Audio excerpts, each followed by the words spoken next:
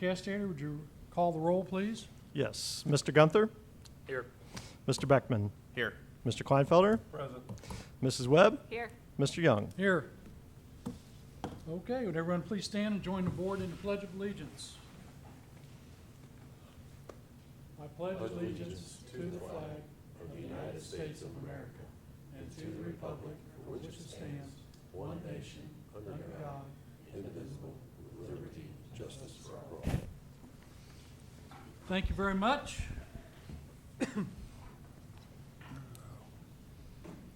Mr. Brown, would you like to review the agenda for us? Just regular stuff, I guess, which I don't really have at this time. Okay.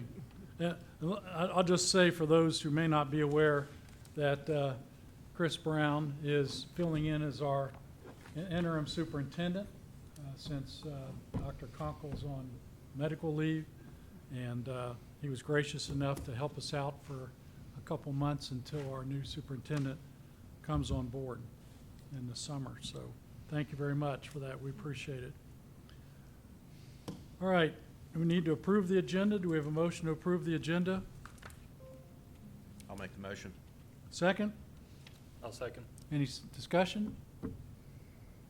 Now, we call the roll, please? Yes. Mrs. Webb? Yes. Mr. Kleinfelder? Yes. Mr. Beckman? Yes. Mr. Gunther? Yes. Mr. Young? Yes. Next item is the approval of the minutes. We have minutes there from a couple of board meetings. You've had a chance to look through those minutes. Do we have a motion to approve them? I'll make the motion. Okay, we have a motion. Do we have a second? I'll second. Thank you. Any discussion? Hearing none, will you call the roll, please, Mr. Castater? Yes. Mr. Beckman? Yes. Mrs. Webb? Yes. Mr. Kleinfelder? Yes. Mr. Gunther? Yes. Mr. Young? Yes. Next item's our 5-year forecast. Mr. Castater, the floor is yours. Thank you.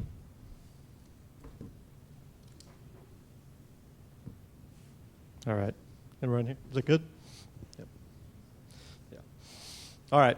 Happy to be here tonight to present the 5-year forecast, the May version. And happy to be able to present some more good news, I think, for the district moving forward from a financial perspective. So we'll dive right in. I want to cover some basics of what the 5-year forecast is first. It's a document that, we'll start at the bottom, it's a legal requirement. We have to submit an approved 5-year forecast twice a year, once in November and once in May of each fiscal year. So we presented the initial version in November, and this would be considered what I would consider an updated version for May that's going to have some clarifying details around some of the things we might have had questions about last fall. It provides 3 years of history, so we'll look back at fiscal years 21 through 23, and then 5 years of projections, which take us through this current fiscal year through fiscal 2028. It is a long-range planning and management tool. I caution people not to look at this. This is not a budget. This is not a dollar-for-dollar detail of exactly what we're going to spend for the next 5 years. We'll talk a lot about the assumptions that are built into this forecast. And there's a lot of things when you're trying to look 5 years out, 4 or 5 years out in school funding that are difficult to project exactly where you're going to be. So in that sense, it's a snapshot. This would be accurate as per the facts and assumptions as we know them right now. So as things change with maybe state funding or with the state budget, property tax reform, all those things we're gonna look at tonight, that will ultimately change what is in the 5-year forecast moving forward. So we'll look at the actual forecast first, and I'll talk through some of the lines in there and kind of explain what they are and how the numbers are derived, and then we'll look kind of back into the assumptions as to how we came to those numbers for the next foreseeable future for the 5 years.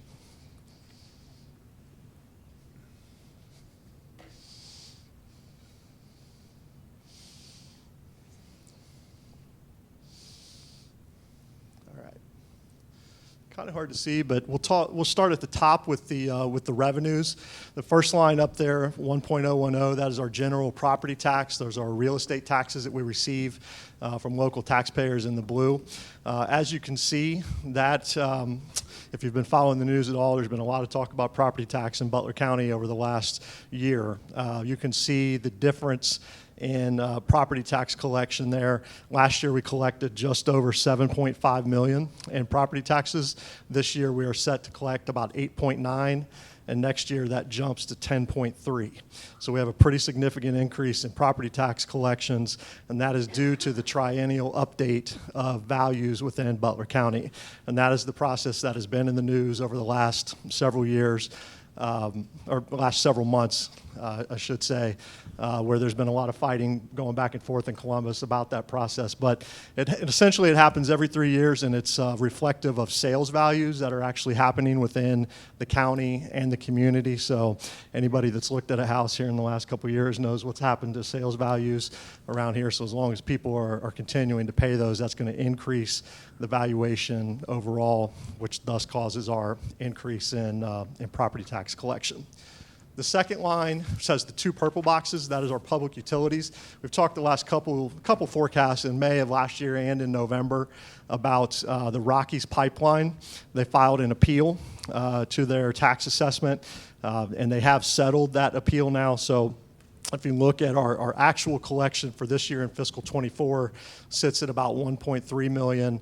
If you look back to 21, we collected about 1.6. So that's actually gone down, and that's because of that appeal. They only had to pay a percentage of those taxes while the appeal was going on.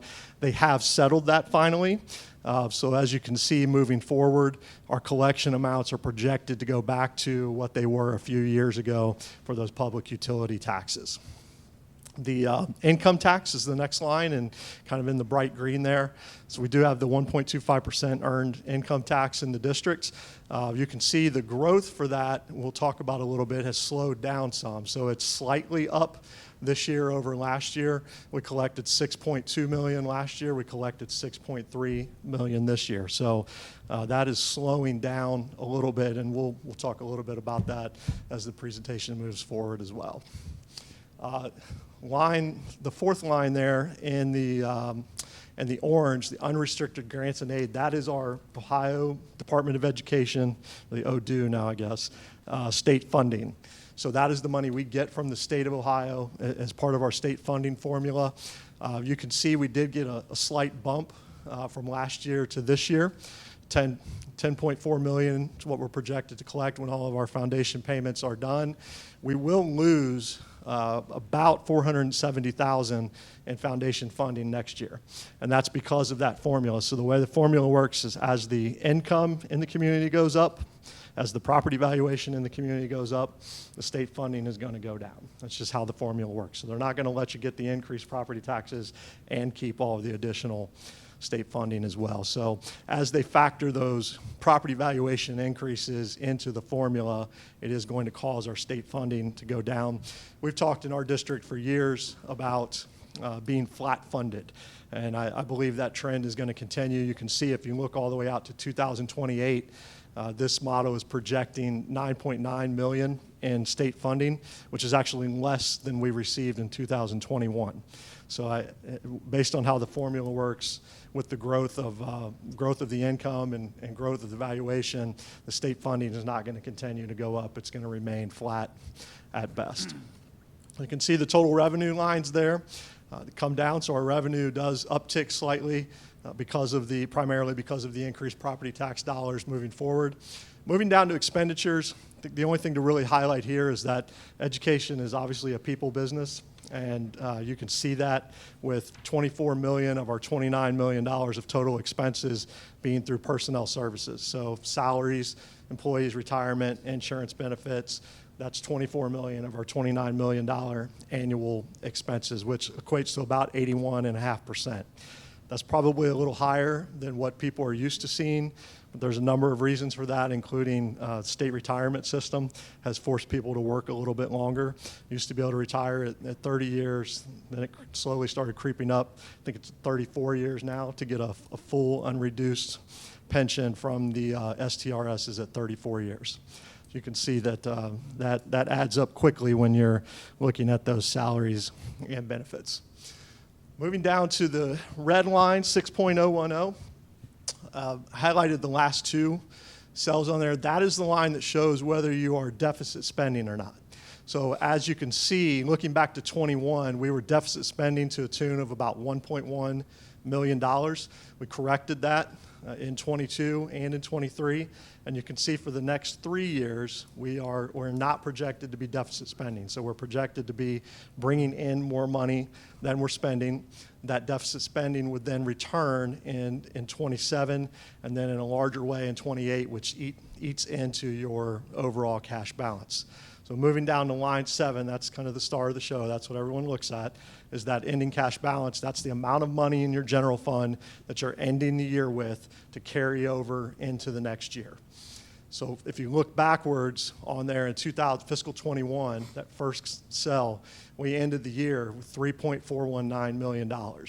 We're projected to end this year with a little over 6, and then that actually goes up slightly for the next 2 years before that deficit spending starts creeping in and then eats away a little bit of that cash balance. I would say, I think it's important when you're looking at a forecast to really focus the majority of your attention on 2 years, and that is your current year and that is your next year. We know that we're currently in a 2-year biennium budget for fiscal 24 and fiscal 25, so we can drill down a little closer on revenue and expenses, knowing what the state budget's going to be for those 2 cycles, which gives us a much better way, a closer bullseye to shoot for, I guess I'll say, and knowing what we're going to be bringing in and what we're going to be spending over that 2-year period of time. When you get out into 27 and 28, you're talking 3 state budget cycles from now, and who knows what's going to be going on. Who's going to be the governor, what's going to be going on with the economy within the country. All of those things impact what could be our final cash balance moving forward. I've got another slide that'll show as we move forward, basically, okay, those are the numbers. We've got projected $6 million this year, 7 next year, 7.5 the following year. Where should you be in a budget our size of 28 to $30 million, $32 million? Where should you in the year? So we'll talk about what the state recommends and what best practice is when you move forward with where to end your fiscal year. Does anyone have any questions at this point on the actual forecast before I move on to the rest of the presentation? Yeah, I can, yes. And this will also be published on the Ohio Department of Education website when we upload it here in the next several days. We post these on our district website as well under the Treasurer's Office tab. All of the forecasts will be published there.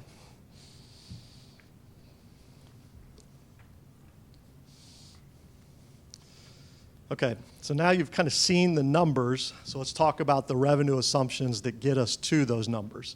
So obviously the first most important one that I already mentioned is the reappraisal update for 2023. That left us with a 39.36 increase in Class 1 valuation, which obviously increased the amount of those property taxes we're collecting. The Rockies Pipeline settlement, we will also be receiving a lump sum payment for some back pipeline taxes that are owed to us. We're not sure when we're going to receive that, but we are owed over $1.5 million in back taxes from the Rockies Pipeline, and we will receive that at some point, which will be kind of a one-time influx of cash into the forecast when we do receive it. I didn't build that into the model because I'm not sure if it's going to come before the end of fiscal 24 or if it's going to be fiscal 25, but that will be reflected in the November update when we receive that payment. We mentioned the state funding for FY25 will decrease by approximately $470,000, and that is due to the increase in valuation and the adjusted gross income in the community. And the state funding is another one that's difficult sometimes to project because of the formula. They're continually updating that, and as our numbers change within the district and within the community, that's going to impact the formula and the funding that we're able to get. This also reflects the athletics pay to participate reduction. Last year, we reduced that down from $825 to $300. This assumes that we're going to leave that flat at $300 moving forward in terms of the revenue coming in for those participation fees.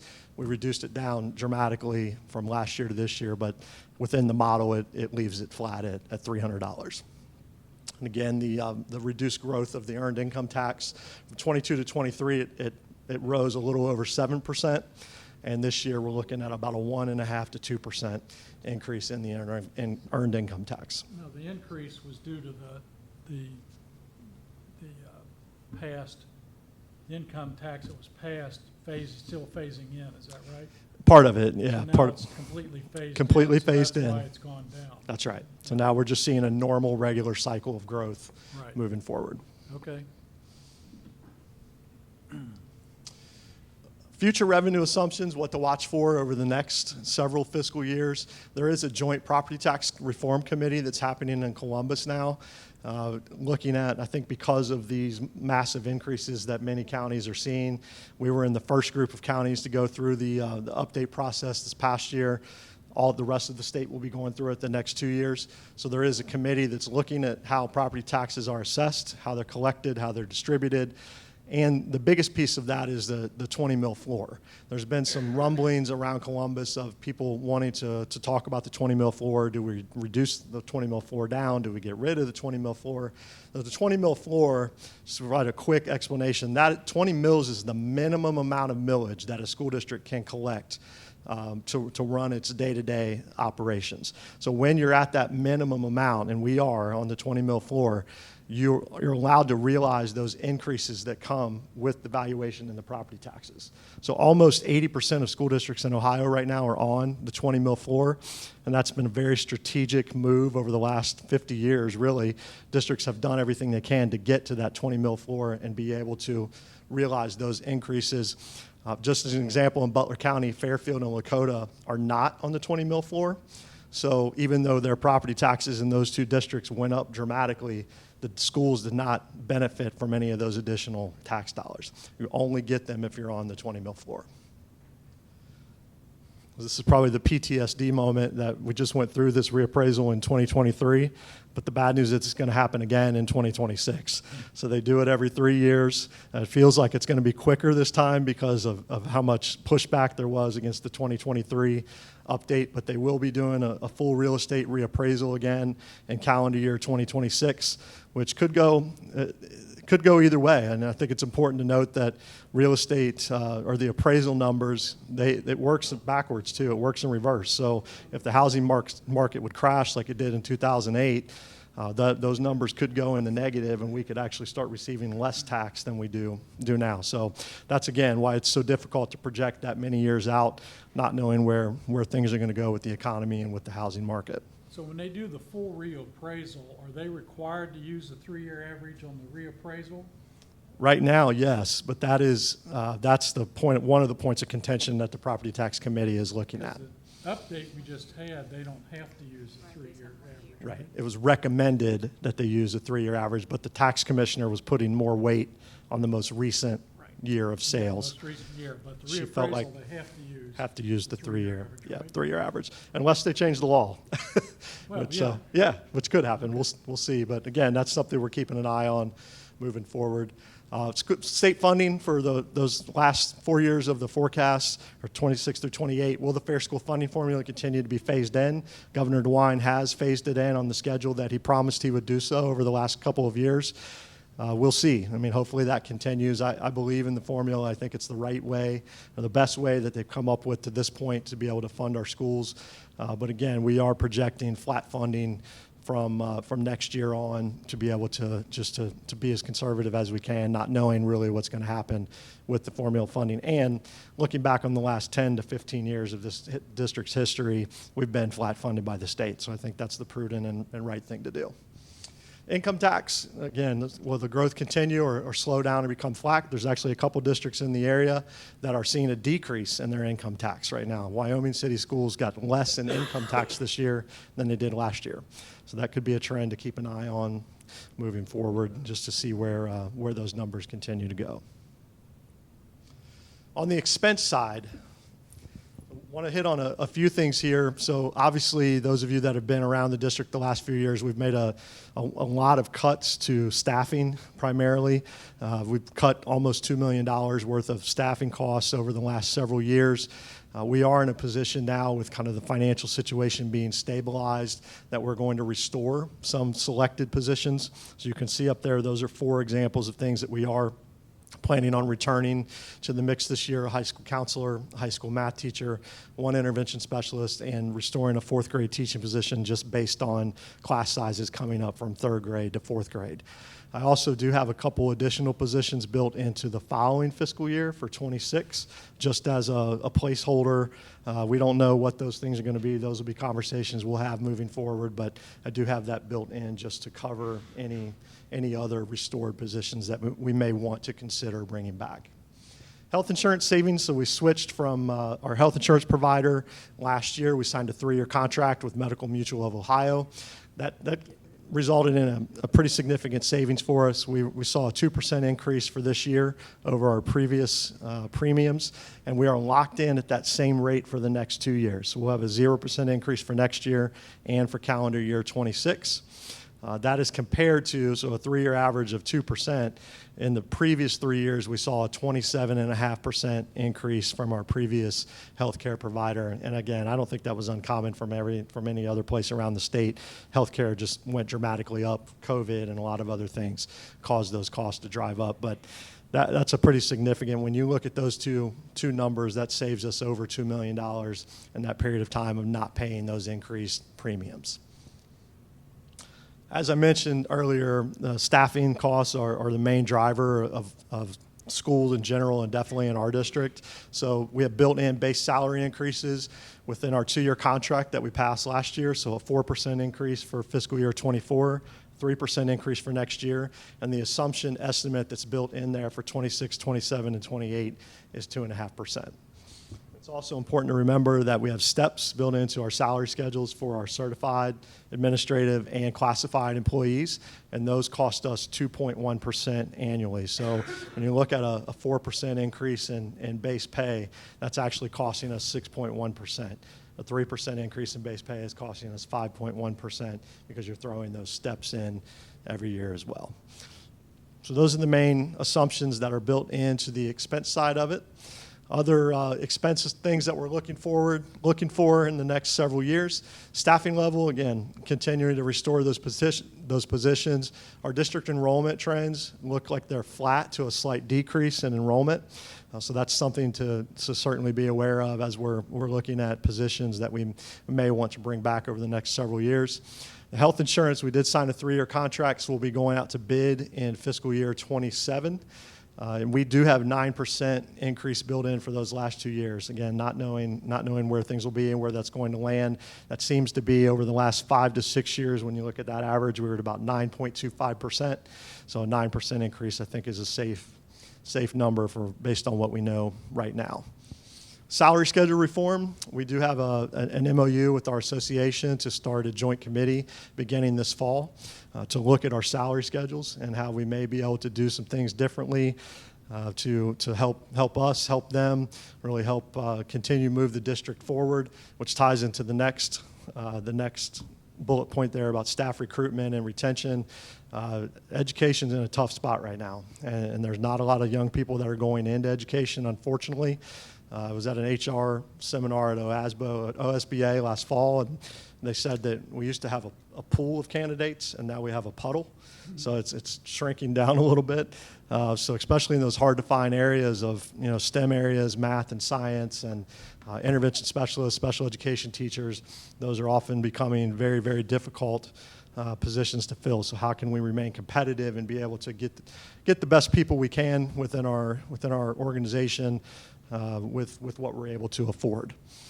And the last thing I put on there was just continue the business operations and educational programming expense analysis. We've done a good job over the last couple of years looking at the performance audit that the state did, taking in some of their recommendations. We signed agreements for gas and electric that at a fixed rate that's saving us money over what we were paying previously. Some other things we're continuing to look at from a day-to-day operational standpoint to make sure we're being as efficient as we possibly can. This is a graph that shows the revenue versus the expenditures. It's kind of what I referred to earlier about, okay, we can see how much money we're projected to have, but where does that put us? Is that where we want to be? General recommendation from the state is that you want to be at 60 true days cash in your carryover balance at the end of each fiscal year. So looking back on that graph there, you can see in 21 we were below that at 44. 22 and 23, we actually jumped above the 60-day threshold, 63 and 61. This year, we're projected to be at 75, and then projected the next 2 years for that to actually go up a little bit more, 87 and 85, before it starts coming down again due to that deficit spending that could be coming back in 27 and 28.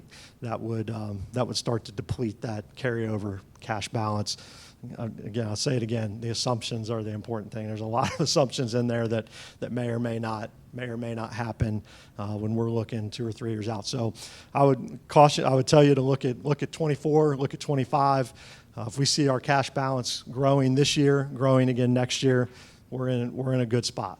And I think it's up to all of us to continue to do the good work we've been doing to stay there, to make smart decisions and keep us in a position where we're, at a minimum meeting the state recommendation there of 60 days true cash.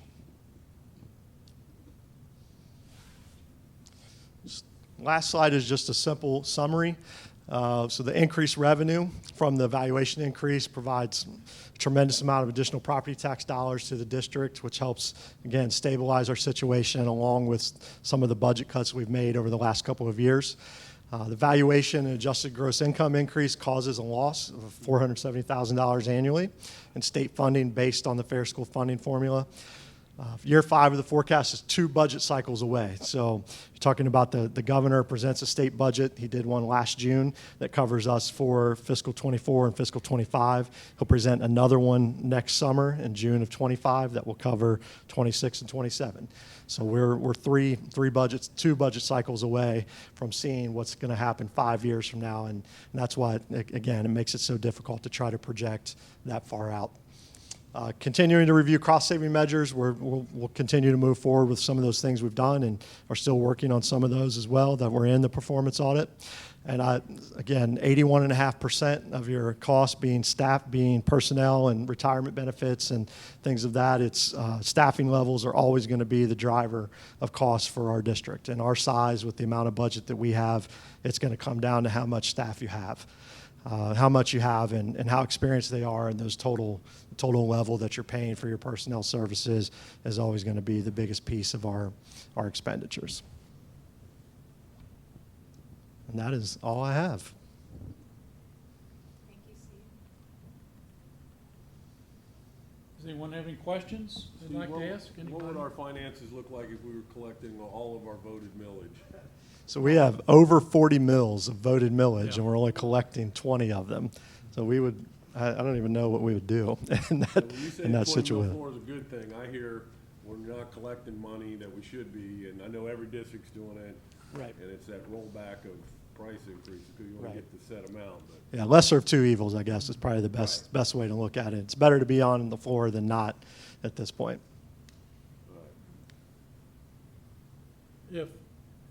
If the, Chris, remind me, what was the, back in the late 70s, what was the 920? Yep, Yeah, if 920 hadn't been passed by the General Assembly, we would never be on the ballot. never. We'd be like Butler Tech, wouldn't we? We'd never be on the ballot if the General Assembly hadn't passed that Like 3 law mills. back in the 70s. Yeah, inflation was so out of control at that time Yeah. that they were seeing schools and other municipalities and townships getting these huge increases because of the inflation rate and the valuation going up. And so they passed that House Bill 920, which basically restricted people from receiving those increases. Instead of getting the money, they rolled back the millage to keep the amount of money you're receiving the same. Looks like do we have a question here? Yes, quick question.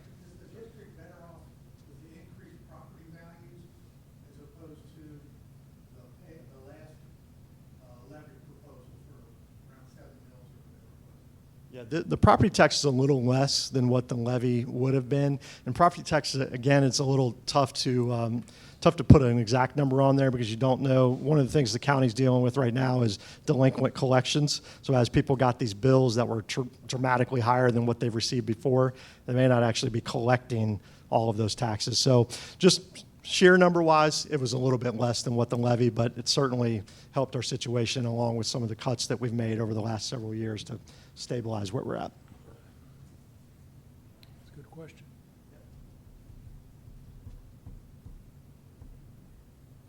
Anyone else?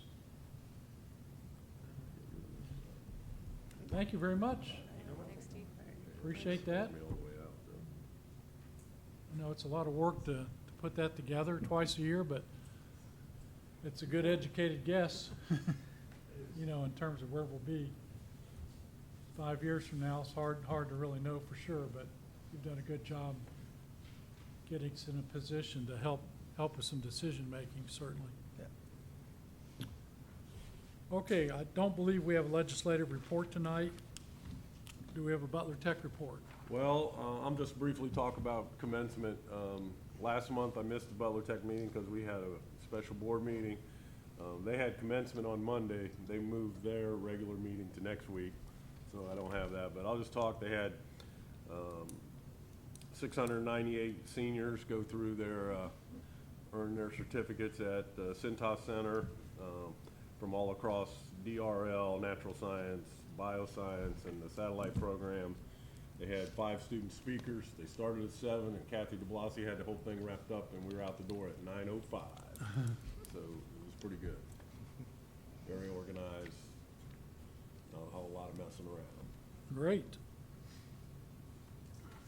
Do we know yet whether they're going to be able to do that second welding program next year? I or- think they are. They are? That's good news. They had a lot of welders graduate or go get a certificate the other night. I mean, it was like 2 full So they'll days. have 2 labs going, and that they've needed that for quite a while. That's Yeah. great. Good. Do we have any public comments? Did anyone turn in We a did not, paper? no. No public comments? All right, thank you. Okay. Superintendent's reports and recommendations. Mr. President, members of the board, before I make my recommendations, I'd like to comment on the last 2.5 weeks here in Ross. I think everyone's aware of what the district's gone through. I want to acknowledge and just say I can't say enough about the middle school staff and how they handled the sudden loss of a teacher. Mr. Saylor, Mr. Albrink, Lisa, Michelle, the front office staff were incredible. They had a plan. We met with them. Mr. Rice was here as well. We met on Tuesday. You know, I know we complain about off days, but I'll tell you that was a nice given day off on Tuesday to get a plan in place. Kids came back on Wednesday. They work with what's it called? Companions on a Journey. Companions on a Journey, great organization. I had not met with them before. They did a great job.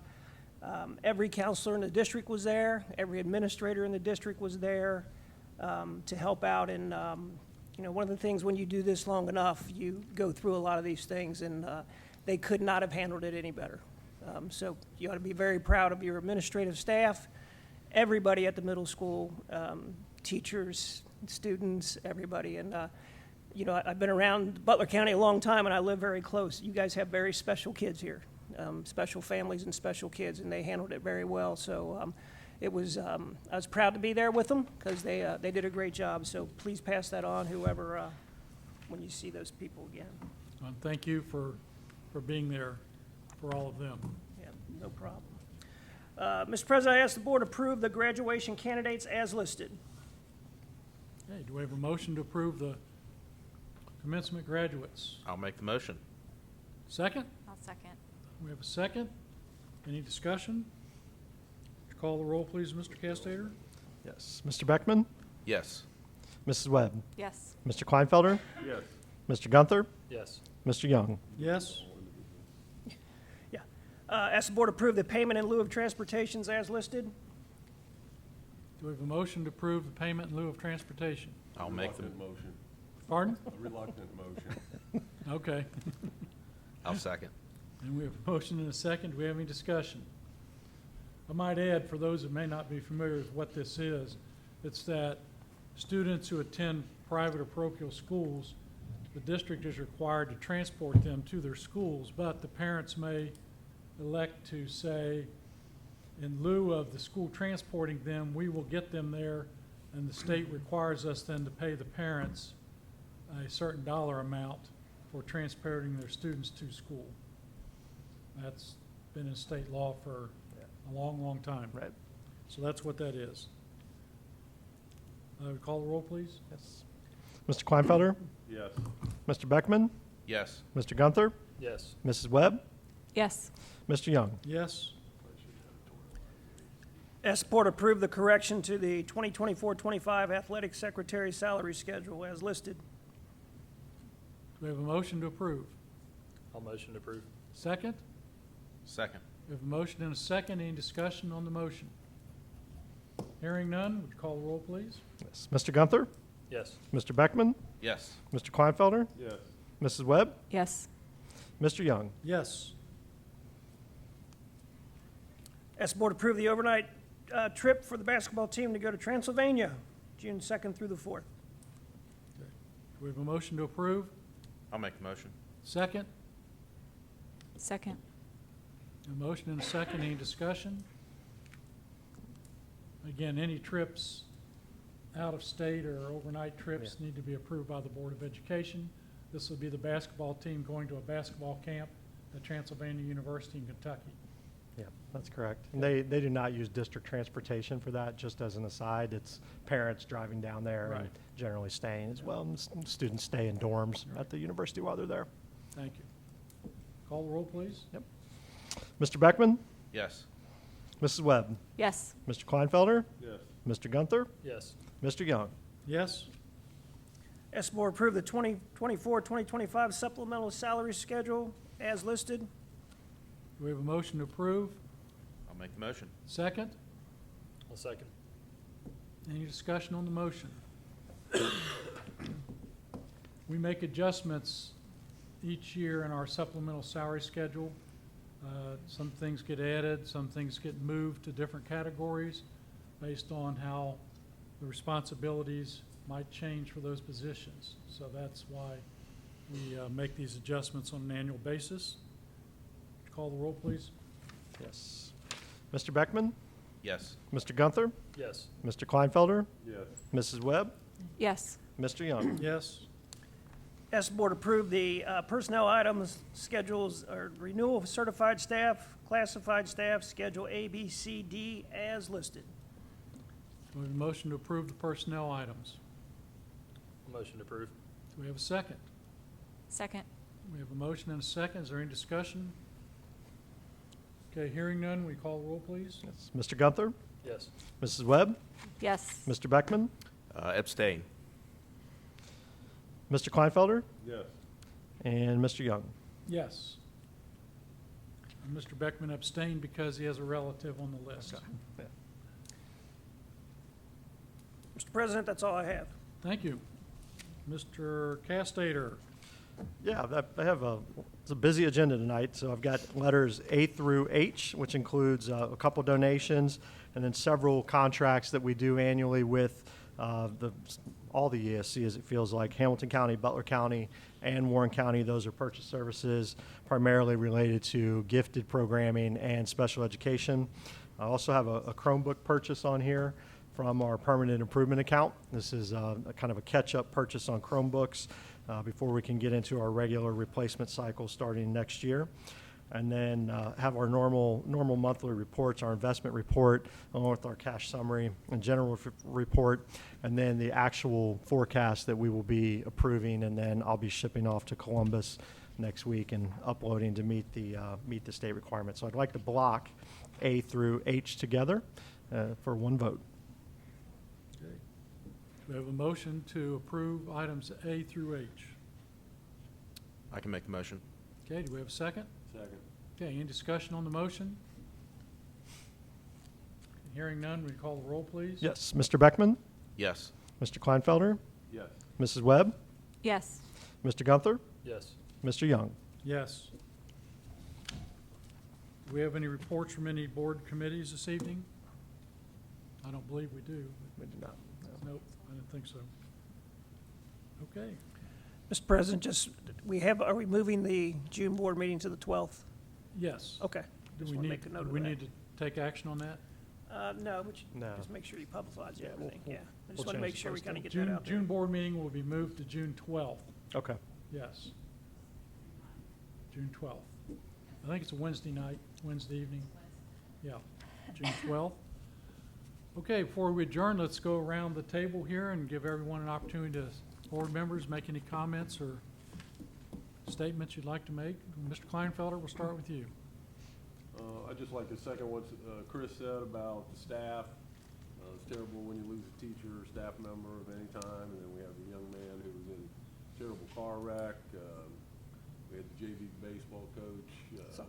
Or softball, pass away from complications due to surgery from a simple procedure or whatever. It's, you gotta take, life, you can't take it for granted.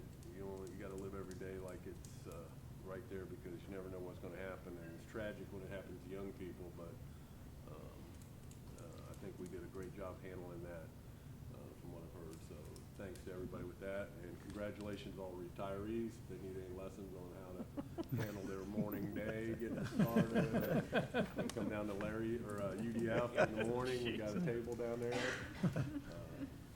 So, thanks for all you've done over the years. Kind of reiterate thoughts and prayers to all the families and everybody involved. It's, sometimes you don't realize how affected you are until you start seeing everybody around you be affected by it. And it's, you know, it's a strong community. Everybody's there for each other, and it's appreciated. Congratulations to retirees. It's I'm pretty far away from it, so kind of a distant thought in my mind, but I could imagine.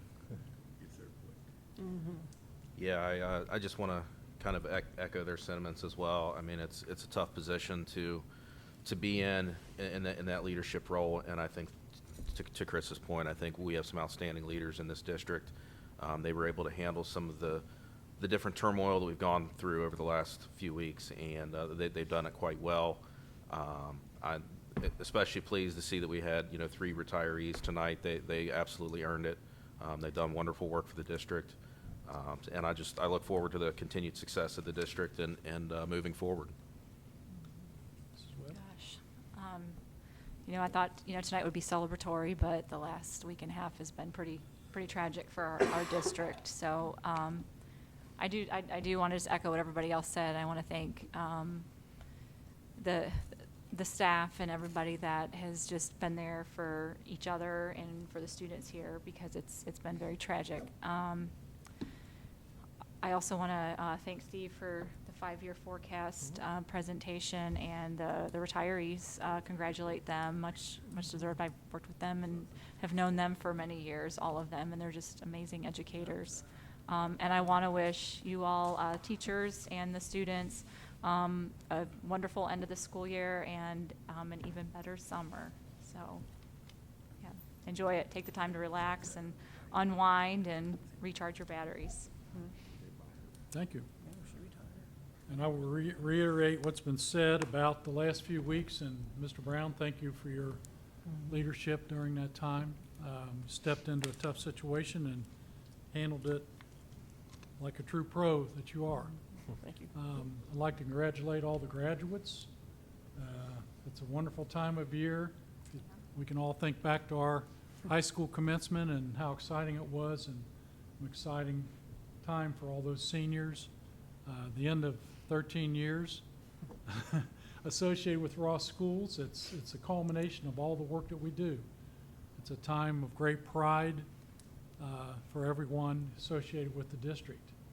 And we have a great group of retirees this year. They'll be sorely missed. Wish them all the very best in their future. That's all I have. So, we have a motion to adjourn the meeting. I'll make the motion. We have a second. Second. We have a motion and a second. Any discussion? If not, call the roll, please, Mr. Castager. Yep. Mr. Beckman, Yes. Mrs. Webb, Yes. Mr. Kleinfelder, Yes. Mr. Gunther, Yes. Mr. Young. Yes. The meeting's adjourned.